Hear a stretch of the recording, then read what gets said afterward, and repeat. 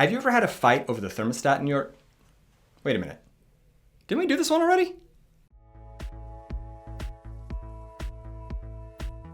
Ah, right. In our last video, we talked about the thermal half of thermal comfort. And in this video, we get to talk about that second half, comfort. To that end, let me tell you about my own thermostat war.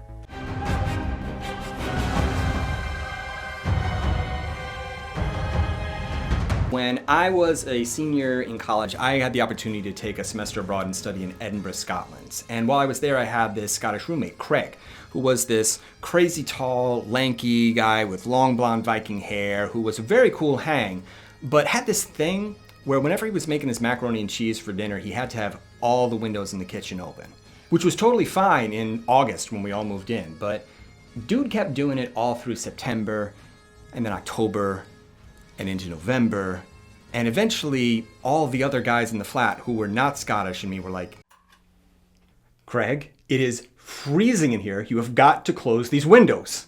And he just turned to us and looked at us and said,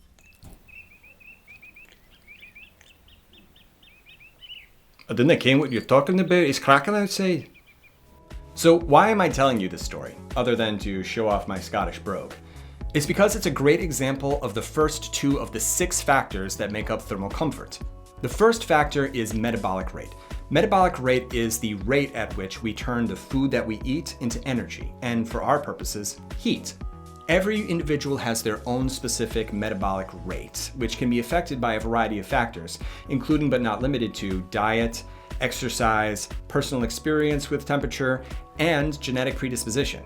In the case of Craig and my flatmates, it just seemed like Craig was disposed to a colder climate, probably because he grew up in the Scottish Highlands where he was experiencing a chillier day-to-day life than the rest of us from sunnier climes were.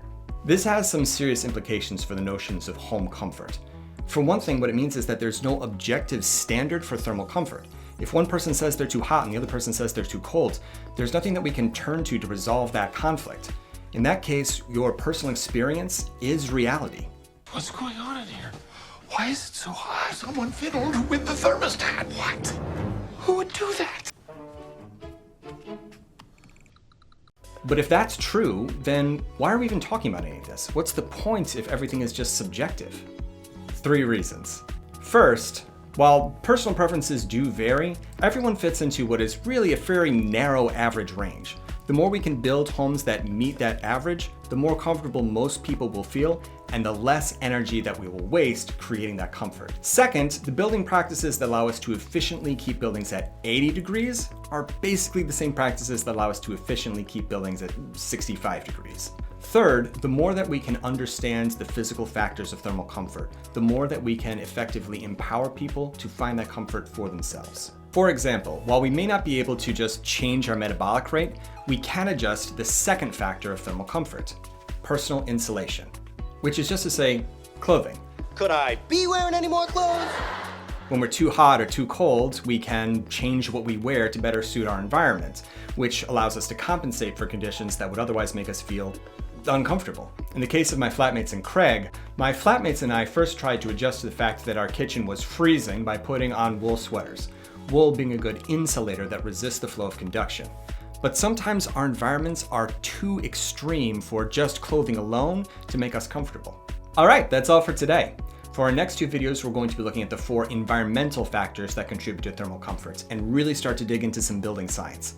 Click right here for some more ShineTV, and until next time, make sure to like, subscribe, and shine on.